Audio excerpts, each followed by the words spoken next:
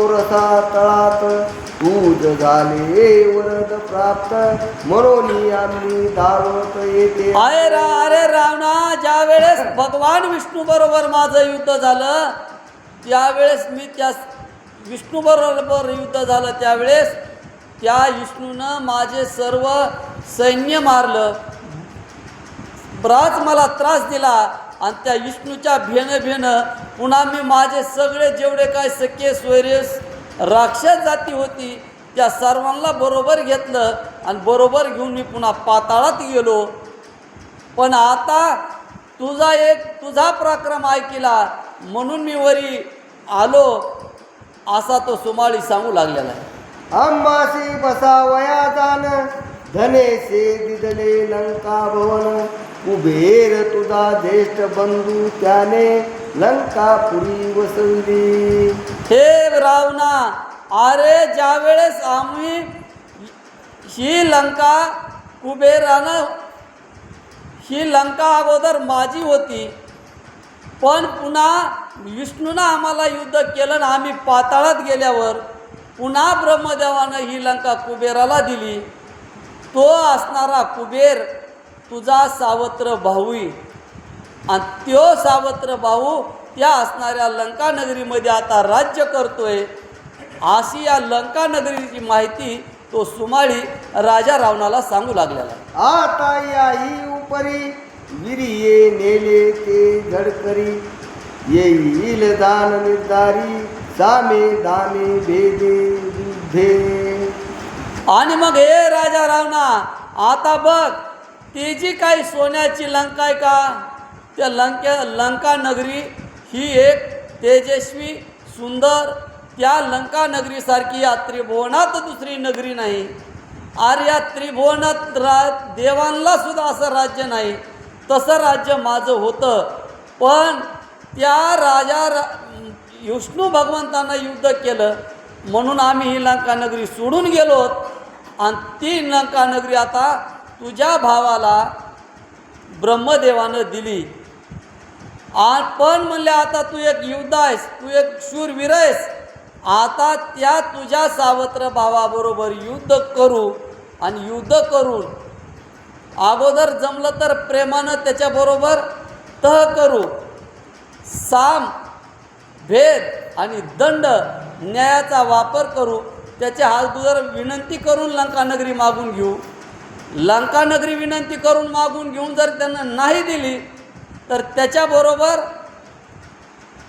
काही मतभेद करू आणि तरी नाही दिली तर त्याच्याबरोबर युद्ध करू.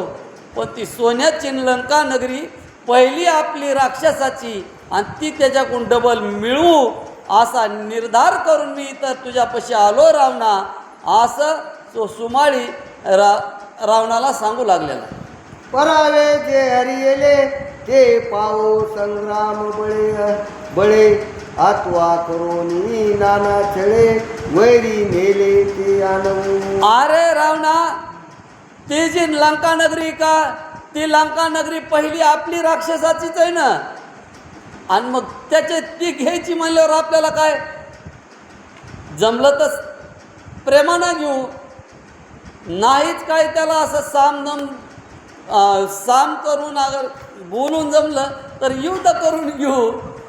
असं असणारी लंका नगरी पहिली आपलीच आहे. मग ज्यानं आपली वस्तू नेली त्याच्याकडून घ्यायला काय हरकत आहे. मागून घेऊ, मागून नाही दिली तर मान्य करून घेऊ. आणि मग तसं राजा रावणा त्या न्यायानं ही लंका नगरी पहिली आपली राक्षसाचीच आहे त्या तुझ्या भावाकडून मागून घेऊ आणि जर नाही मागून दिली तर त्याच्याबरोबर युद्ध करून घेऊ असा सुमाळी राजा रावणाला सल्ला देऊ लागलेला आहे. ऐक रावणा याईवरी तू लंकेचे राज्य करी तू लंकेश्वर निर्धारी काया वाचा मानसे. आणि मग हे रावणा, जरी लंका पहिली माझी असली, जरी मी राजा असलो पहिला, तरी पण आता मला काय राज्य करायची हौसच नाही आणि इच्छा बी नाही. पण तू एक आता आमच्या कुळामध्ये एक वीर बलाढ्य निघलास, आता त्या नगरीचा राज्य तुलाच करायचे. फक्त काय कर, तुझा तो सावत्र भाऊ आहे ना, त्याचा फक्त एकदा काटा काढायचा आहे. आणि त्याचा काटा काढून ते लंका नगरी आपल्याला घ्यायचं आहे. तू त्या लंका नगरीचा राजा मी आजच घोषित करतो आणि आम्ही तुझी मनोभावनेने सेवा करू. तू आमची मुळात असा तो सुमाळी राजा रावणाला सल्ला देऊ लागलेला आहे. सर्व राक्षसांच्या ईशा होई गा तू महापुरुषा. हे सत्य मानून लंकेशा लंका राज्य तू करी. आणि हे रावणा पुन्हा म्हणशील की माझ्या मनात काय कपट आहे काय की माझ्या मनामध्ये काही द्वेष नाही, माझ्या मनामधली कुठलीच ईर्ष्या नाही. तुला या लंका नगरीचा राज्य करायचं आहे आणि या लंका नगरीचा राज्य केलं की तू या असणाऱ्या सर्व राक्षसांचा अधिपती राक्षस राजा होशील. आणि तू राजा तुला करायचं आहे असं तो सुमाळ्यानं त्या लंका नगरीचा राजा लंकानगर घेण्याच्या अगोदरच राजा रावणाला त्याचं आमिष दावलं आणि आमिष दावून त्या राजा रावणाचा जो सावत्र भाऊ कुबेर आहे त्याच्याबरोबर युद्ध करण्यासाठी विनाकारण तो त्याला पाठवू लागलेला आहे. अगर त्याच्यामध्ये द्वेष निर्माण करू लागलेला आहे. रावण म्हणे सुमाळीसी धनेश ज्येष्ठ